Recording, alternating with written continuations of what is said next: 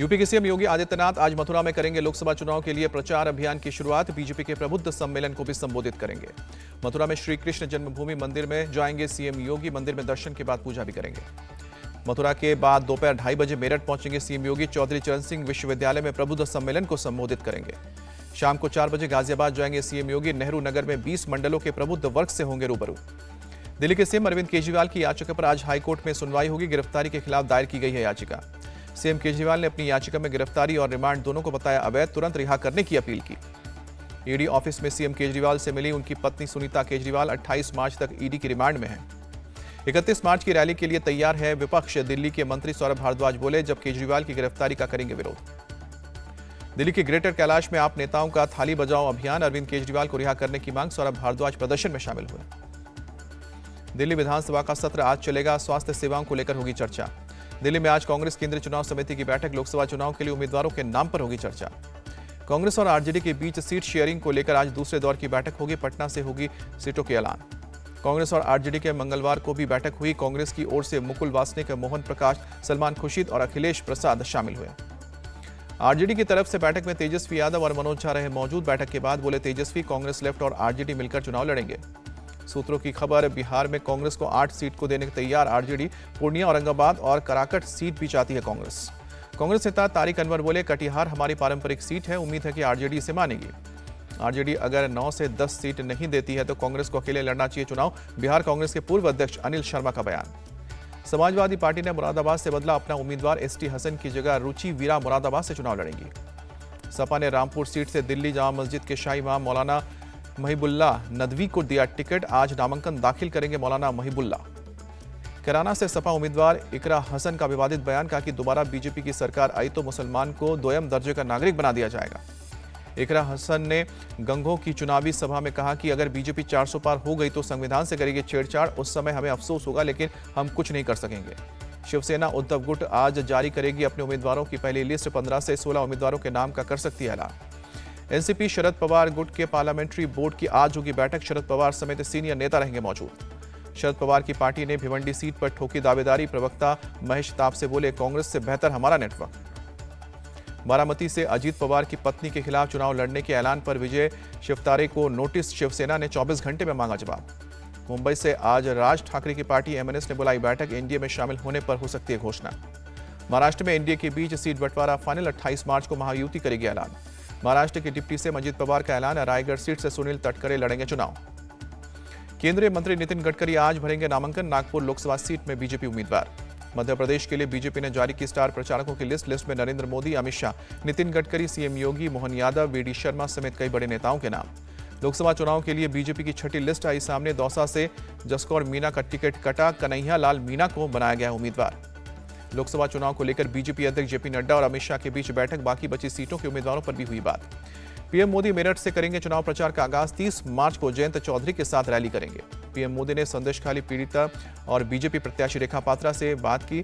शक्ति सुरप्पा बताया, रेखा ने ही संदेशखाली का मुद्दा उठाया था। 2026 तक असम में कांग्रेस का वजूद नहीं रहेगा, सीएम हिमंता बिस्वा का दावा।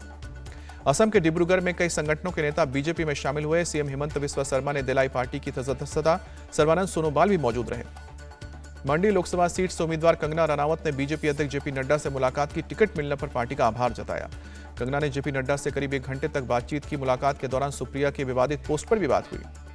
मंडी में आज कांग्रेस के खिलाफ प्रदर्शन करेगी बीजेपी। कंगना के खिलाफ टिप्पणी को लेकर बोलेगी हमला।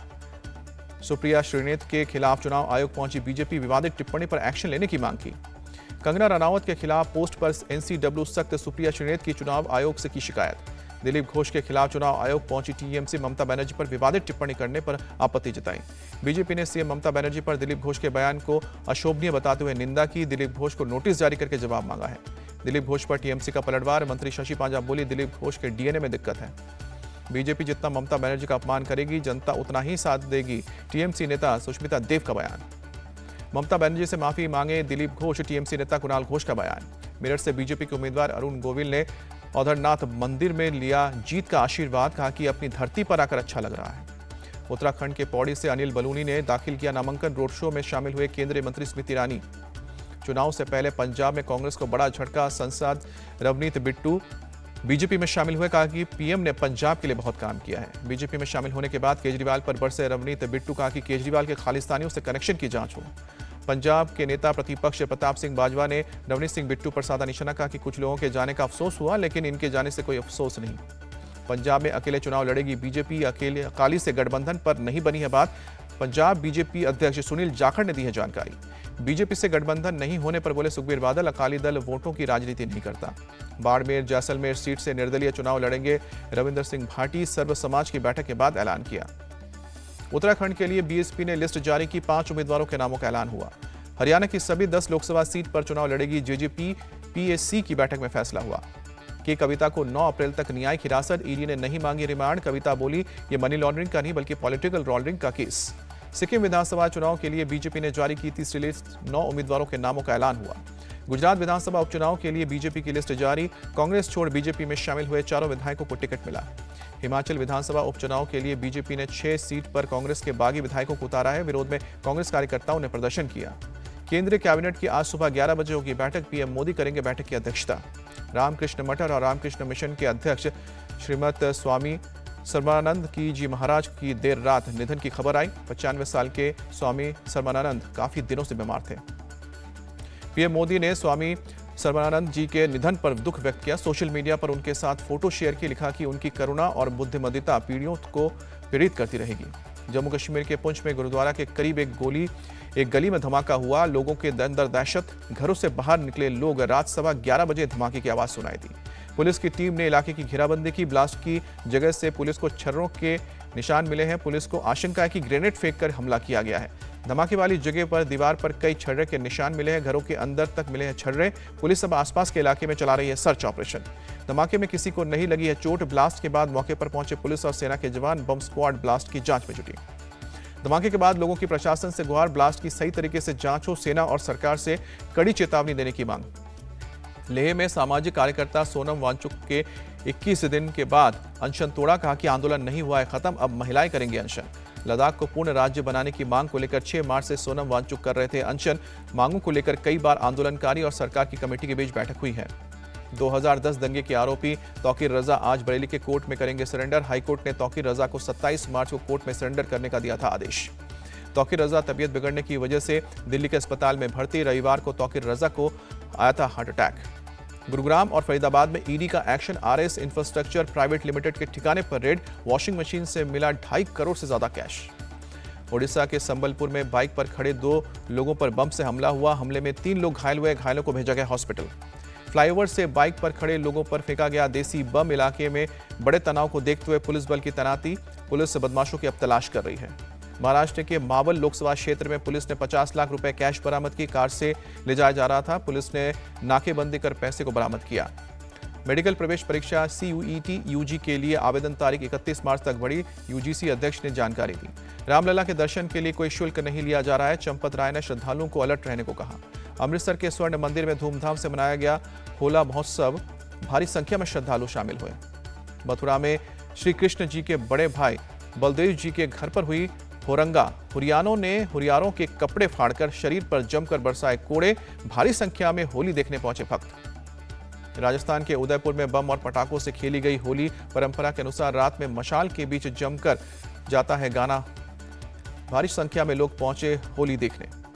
आईपीएल में आज सनराइजर्स हैदराबाद और मुंबई इंडियंस के बीच होगा मुकाबला। हैदराबाद में दोनों टीमों में होगी भिड़ंत। शाम को 7:30 बजे शुरू होगा मैच। मुंबई इंडियंस को लगा झटका। सूर्य कुमार यादव SRH के खिलाफ आज के मैच में नहीं खेलेंगे। सूर्य कुमार को नेशनल क्रिकेट एकेडमी से फिटनेस सर्टिफिकेट नहीं मिला है। रचिन शिवम के बाद तेज गेंदबाजों के प्रदर्शन से चेन्नई की लगातार दूसरी जीत। एक तरफा मुकाबले में गुजरात टाइटंस को 63 रन से हराया। चेन्नई की जीत के हीरो शिवम दुबे रहे। शिवम ने 23 गेंदों में 2 चौकों के मदद से 5 छक्कों के जरिए 51 रन बनाए। गुजरात के सभी गेंदबाज ने जमकर लुटाए रन। राशिद खान को सबसे ज्यादा 2 विकेट मिले। साई किशोर, स्पेंसर जॉनसन और मोहित शर्मा को 1-1 विकेट। गुजरात की ओर से साई सुदर्शन ने सबसे ज्यादा 37 रन बनाए। रिद्धिमान साहा और डेविड मिलर ने 21-21 रन बनाए। बाकी बल्लेबाज कुछ खास नहीं कर पाए। चेन्नई के गेंदबाजों ने अच्छा प्रदर्शन किया। दीपक चाहर, मुस्तफिजुर रहमान और तुषार देशपांडे ने 2-2 विकेट लिए। डैरिल मिचेल और मथीशा पथिराना 1-1 विकेट झटके। चेन्नई ने पहले बल्लेबाजी कर गुजरात टाइटंस को दिया 207 रन का टारगेट। लक्ष्य का पीछा करने उतरी जीटी की पूरी टीम 143 रन पर ढेर हुई। फुटबॉल विश्व कप क्वालीफायर मुकाबले में भारत की शर्मनाक हार। निचली रैंकिंग की अफगानिस्तान की टीम ने 2-1 से दी शिकस्त। भारत की ओर से सुनील छेत्री ने गोला दागा।